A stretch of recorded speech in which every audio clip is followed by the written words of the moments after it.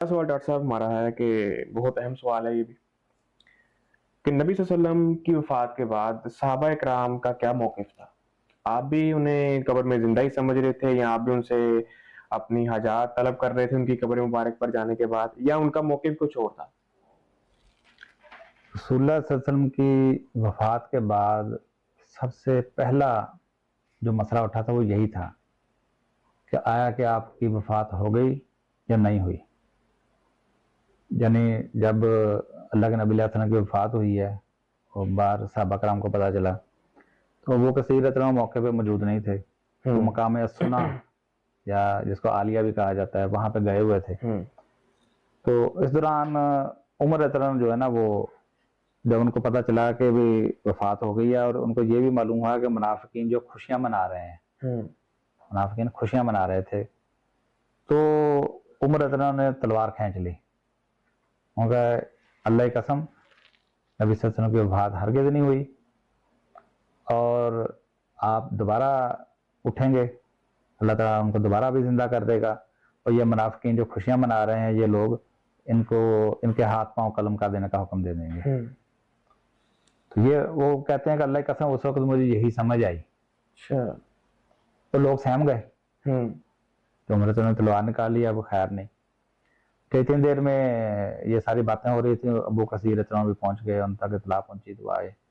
آپ سب سے پہلے گھر گئے، آپ نے آپ کے چہرہ مبارک سے چادر ہٹائی، آپ کو بوسہ دیا، فرمایا کہ اے اللہ کے نبی صلی اللہ علیہ وسلم میرے ماں باپ آپ پر قربان، آپ زندگی اور موت دونوں میں پاکیزہ رہے. یعنی آپ کیا کہہ رہے ہیں؟ زندگی اور موت دونوں میں پاکیزہ رہے. اللہ تعالیٰ آپ کے اوپر دو موتیں جمع نہیں کرے گا.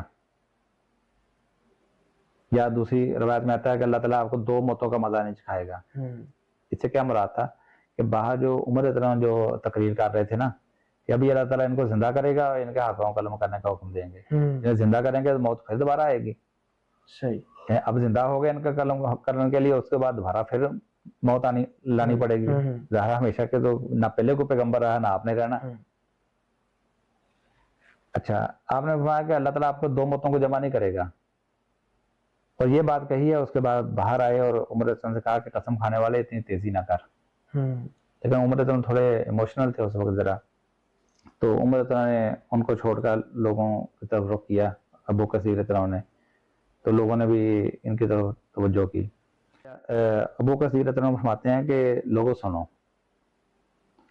الا من کان منکم یعبد محمدا فإن محمدا صلی اللہ علیہ وسلم قد مات.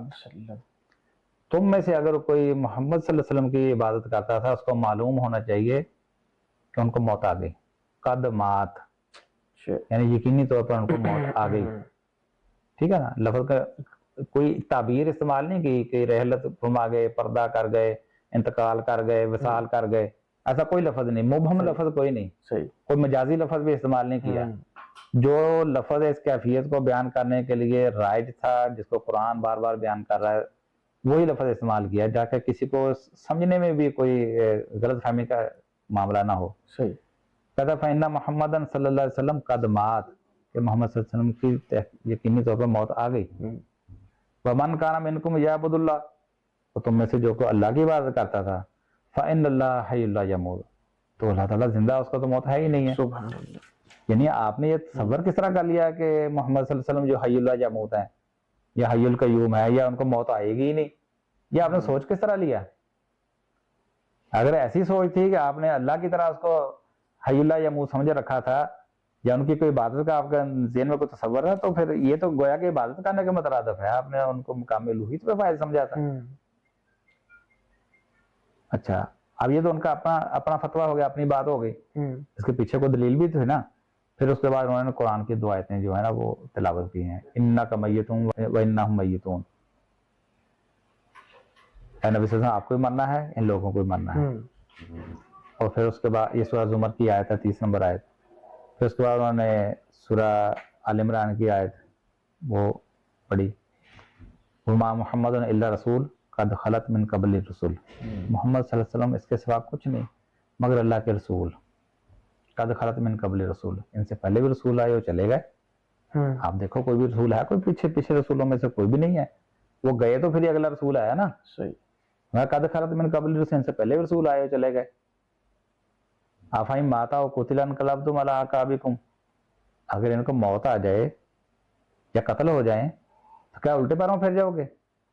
آج دیکھیں قرآن نے آپ کے موت کے امکان کو یہاں بیان کیا کہ آ سکتی تھی موت، یعنی حالانکہ یہ جنگ احد کے موقع پہ آئی تھی، تو اس وقت جب خبر پھیلی تھی کہ رسول اللہ صلی اللہ علیہ وسلم شہید ہو گئے، بعض لوگوں نے کہا چلو جی چلتے ہیں، اگر یہ رسول ہوتے تو ایسا کیوں ہوتا، چلو اب واپس جاتے ہیں اور جا کے عبداللہ بن ابی سے امان طلب کرتے ہیں.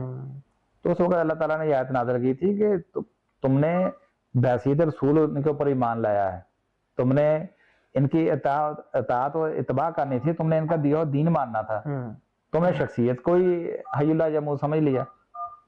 تو اس وقت ان کی ذہن سازی کر دی کہ ہو سکتا تھا، ایسا ہو بھی سکتا تھا، لیکن تم نے دین کو نہیں چھوڑنا. ٹھیک. اب یہ موقع تھا جب حقیقی معنوں میں جب آپ کی واقعی وفات ہو گئی تو ابو کثیر رضی اللہ عنہ نے ان آیتوں کو پھر پڑھا جس کے اندر وعدہ موت تھا یا امکان موت کو بیان کیا گیا تھا. تو فرماتے ہیں کہ افہم ماتا اور قتل انقلبتم علی اعقابکم، اگر ان کو موت آ جائے یا قتل کر دیا جائے تو کیا تم الٹے پیروں پھر جاؤ گے؟ ومن ینقلب علی عقبیہ فلن یضر اللہ شیئا وسیجزی اللہ الشاکرین، اگر تم میں سے کوئی پیچھے ہٹے گا الٹے پاؤں پھرے گا تو اللہ کا کچھ نہیں بگاڑ سکتا، اللہ تو شکر گزار بندوں کو جزا دے کے رہے گا. تو اب یہ آیتیں جب ابو بکر رضی اللہ عنہ نے پڑھی ہیں تو صحابہ بیان کرتے ہیں کہ ہمیں اس طرح لگ رہا تھا جس طرح ابھی نازل ہو رہی ہیں. اس کی وجہ ہے کہ آج تک کوئی ایسا مسئلہ پیش ہی نہیں آیا تھا. روزمرہ کے جتنے بھی احکامات تھے وہ ساری چیزیں پیش آتی تھی، اس کے اوپر غور و فکر بھی ہوتا تھا، مسئلے بھی حل ہوتے تھے. یہ تو مسئلہ پہلی دفعہ پیش آیا کہ وفات ہو گئی ہے، میت گھر میں پڑی ہے، صحابہ پریشان ہیں، اور ادھر سے وہ کثیر تلوار عمر اتنے تلوار نکال کے کھڑے ہیں کہ ابھی ٹھیک ہے نا. تو اب یہ آیتیں جب پڑھی ہیں تو عمر اتنا فرماتے ہیں کہ جب میں نے یہ آیتیں پڑھی ہیں تو کہتے ہیں میرے گھٹنوں نے میرا بوجھ اٹھا سارا بند کر دیا، گھٹنوں کے بال گر پڑے. ٹھیک ہے نا. اچھا عائشہ رضی اللہ عنہا فرماتی ہیں کہ اس دن جو کچھ بھی یہ ہوا اللہ تعالیٰ نے عمر اور ابو بکر صدیق رضی اللہ عنہما دونوں کے ذریعے سے ہی امت کو فائدہ دیا. جب فتنہ پھیلنے کی خطرہ تھا، جب لوگی تار پیش آ رہی تھی، تو اس وقت عمر رضی اللہ عنہ تلوار کھینچ لی، لوگ دبک گئے، اور ابو بکر صدیق آئے، انہوں نے جو اصل چیز تھی وہ بیان کر دی کہ موت آ چکی ہے. ٹھیک ہے نا. لوگ جو اصل چیز جو صحیح موقف تھا، صحیح نظریہ تھا، اس کے اوپر قائم ہو گئے، اور عمر رضی اللہ عنہ نے بھی رجوع کر لیا اسی بات کے اوپر. تو اس دن اللہ تعالیٰ نے صورتحال کے مطابق دونوں کے ذریعے مدد کی. یعنی سب سے پہلا جو مسئلہ اٹھا ہے رسول اللہ صلی اللہ علیہ وسلم کی وفات کے بعد وہ یہی تھا کہ موت آ گئی یا نہیں آ گئی. تو عمر رضی اللہ عنہ فرماتا ہے کہ جب مجھے یہ یقین ہو گیا کہ واقعی موت آ گئی تو میں بے بس ہو گیا، وہاں گھٹنوں کے بال گر پڑا. تو جتنے بھی صحابہ کرام سے کسی نے بھی اختلاف نہیں کیا. اچھا اگر کوئی اختلاف کر لیتا تو کہہ دیتا نہیں موت نہیں آئی ہے، انبیاء کو تو موت آ ہی نہیں سکتی، یہ تو ممکن ہی نہیں ہے. تو گھر میں میت پڑی تھی، جا کے پوچھ لیتے بھی موت آ گئی کہ نہیں آ گئی، اب بات کر لیتے، کچھ بھی نہیں. اچھا پھر اگلا سوال فوری طور پہ یہ تھا کہ اب نظام کس طرح چلے گا. پھر نظم حکومت کو کہ رسول اللہ صلی اللہ علیہ وسلم رسول بھی تھے اور سربراہ مملکت بھی تھے، ٹھیک ہے نا، سلطان بھی تھے، امیر بھی تھے، سب کچھ تھے. اب فوری طور پہ اگلا سوال یہ تھا کہ نظام کس طرح چلے گا. یہ تو اگر آزاد چھوڑ دیا گیا تو بد نظمی یا انتشار وغیرہ نہ پیدا ہو جائے. اور واقعی اس طرح ہوا کہ ادھر ثقیفہ بنو سعدہ کے جب دیکھا وہاں انصار نے فیصلے کرنے بھی شروع کر دیے تھے کچھ لوگوں نے فوری طور پہ، تو جب ادھر اطلاع پہنچی ہے تو فوری طور پر یہ ابو بکر صدیق اور عمر وہاں پہ پہنچے ہیں اور ان کو جا کے سمجھایا کہ دیکھیں صورتحال کچھ یوں ہے کہ لوگ جو ہیں وہ قریش کے علاوہ کسی کو بھی خلیفہ کے طور پر یا حکمران کی حیثیت سے نہیں دیکھیں گے، اور اللہ کے نبی علیہ السلام کی وصیت بھی یہی تھی کہ انہی میں سے ہونا چاہیے، تو لہذا خلیفہ جو ہے وہ قریش میں سے ہوگا. تو بہرحال دونوں نے اپنی اپنی بات بیان کی ہے اور بالاتفاق ابو بکر رضی اللہ عنہ کو خلیفہ بنا لیا گیا. خلیفہ کا مطلب کون ہوتا ہے؟ جانشین. یعنی پہلے رسول اللہ صلی اللہ علیہ وسلم جو کام کرتے تھے بحیثیت حکمران، بحیثیت نبی نہیں، بحیثیت حکمران، تو وہ اب ابو بکر رضی اللہ عنہ کریں گے یا خلیفہ وقت کرے گا، لوگوں کا نظم و نسق سنبھالے گا، سارا نظام چلائے گا. ٹھیک ہے نا. وہی اب ختم ہو گئی. ٹھیک ہے نا. اچھا عمر رضی اللہ عنہ بھی کیا کہتے ہیں لوگوں سے، جب عمر رضی اللہ عنہ خلیفہ بنے ہیں ان کا لوگوں اس بات کو سن لو جب اللہ کے نبی علیہ السلام زندہ ہوتے تھے وحی آتی تھی، تو اللہ تعالیٰ جو دل کی باتیں ہوتی تھی یا پوشیدہ باتیں ان کو اظہار کر دیتا تھا. اب چونکہ اللہ کے نبی علیہ السلام اس دنیا میں نہیں رہے، لہذا ہم اب ظاہر کے اوپر ہی فیصلہ کیا کریں گے. اس سے کیا پتا چلا کہ وحی کا سلسلہ بھی ختم ہو گیا. ٹھیک ہے نا. اب آپ کا سوال یہی تھا نا کہ صحابہ کرام کے اس بارے میں کیا تھا. تو صحابہ کرام کا یہی نظریہ تھا کہ آپ کی وفات ہوئی ہے، پھر ہی خلیفہ کا انتخاب ہوا ہے، پھر ہی آپ کا کفن دفن کا بندوبست ہوا ہے، پھر ہی وہ اسی وجہ سے عمر رضی اللہ عنہ نے یہ بات کہی تھی اب ہم ظاہر کے اوپر فیصلہ کیا کریں گے، اب وحی نہیں آئے گی. ٹھیک ہے نا. اور صحابہ کرام کے ذہن میں کبھی بھی ایسا نہیں ہوا تھا کہ وفات کے بعد بھی اللہ کے نبی علیہ السلام کا رابطہ رہے گا، یا ہم قبر پہ جا کے سوال پوچھ لیا کریں گے، یا مقدمے کا فیصلہ کروا لیا کریں گے. وہ ان کی غمگینی تھی ہی اسی لیے. عثمان رضی اللہ عنہ کے بارے میں آتا کہ 6 مہینے وہ سکتے سے باہر نہیں آئے، کسی سے گفتگو نہیں کر سکے، اتنا صدمہ لے لیا انہوں نے. ٹھیک ہے نا. فاطمہ رضی اللہ عنہ کے بارے میں، غم کے بارے میں آپ پڑھ کے دیکھیں گے، حیران ہو جائیں گے کتنے انہوں نے ٹینشن لے لی اس بات کہ کچھ مہینوں کے بعد ان کی ویسے ہی وفات ہو گئی، اتنا صدمہ لے لیا. تو معاملہ یہ ہے کہ ان کو صدمہ تھا یہ کہ رسول اللہ صلی اللہ علیہ وسلم اب ہمارے درمیان میں نہیں رہے اور ہم کبھی بھی ان کے ساتھ اب رابطہ نہیں کر سکیں گے. اب رابطہ ہوگا تو قیامت کے دن ہی ہوگا حوض کوثر پہ جا کے. اس لیے اللہ کے نبی علیہ السلام نے انصار سے کہا تھا کہ تم میرے بعد دیکھو کہ تمہاری بہت زیادہ حق تلفیاں ہوں گی، لیکن تم نے حوض کوثر تک پہنچنے تک صبر کرنا ہے. یعنی وہاں اب حوض کوثر پہ ملاقات ہوگی. ٹھیک ہے نا جی. تو یہ تھا صحابہ کرام کا صبر. اور عائشہ رضی اللہ عنہا کے بارے میں آپ پہلے بتا چکا ہوں کہ وہ جو بتاتی تھی کہ دنیا کا آخری دن اور آخرت کا پہلا دن، یعنی کہ دنیا کا وہ آخری دن تھا، دنیا میں اب دوبارہ وہ نہیں آئیں گے. دنیا کے ساتھ اللہ ختم، آخرت کے ساتھ شروع.